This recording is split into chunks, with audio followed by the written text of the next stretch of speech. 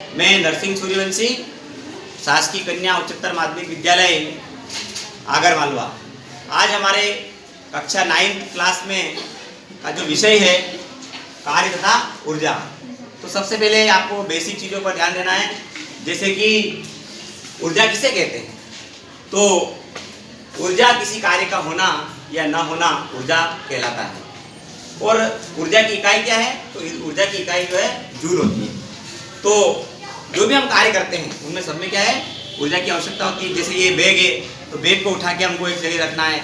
ये डस्टर है तो डस्टर को हम यहाँ से यहाँ रख रहे हैं, तो इसमें भी ऊर्जा की आवश्यकता होती है। तो हमारे दैनिक जीवन में हम जो भी काम करते हैं वो सब के लिए किसकी ऊर्जा की आवश्यकता होती है। उसके बाद में ऊर्जा की इकाई क्या है? तो ऊर्जा की इकाई क्या है? जूल होती है। ठीक है, नेक्स्ट है हमारा क्वेश्चन, कार्य से आप क्या समझते हैं?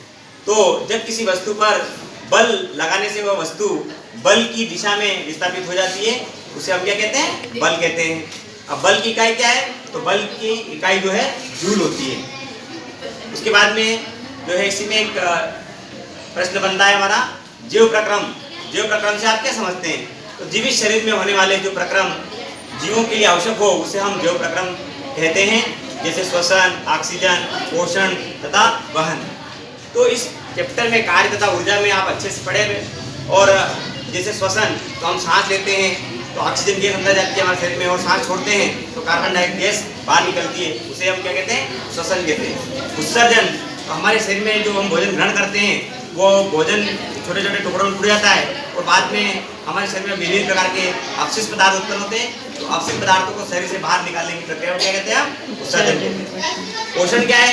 तो पोषण वह प्रक्रिया है जिसमें हरे पेड़ पौधे जो है सूर्य के प्रकाश की उपस्थिति में अपना भोजन निर्माण करते हैं, तथा वो भोजन जो है हम जीव जंतु खाते हैं। तो उनमें स्वपोषी पोषण होता है और एक होता है विषम पोषी पोषण। तो विषम पोषी पोषण वह पोषण है जिसमें हरे पेड़ पौधे को जीव जंतुओं के द्वारा खाया जाता है, तो हम उसे क्या कहते हैं? विषम पोषी पोषण कहते हैं। तो वहन क्या है?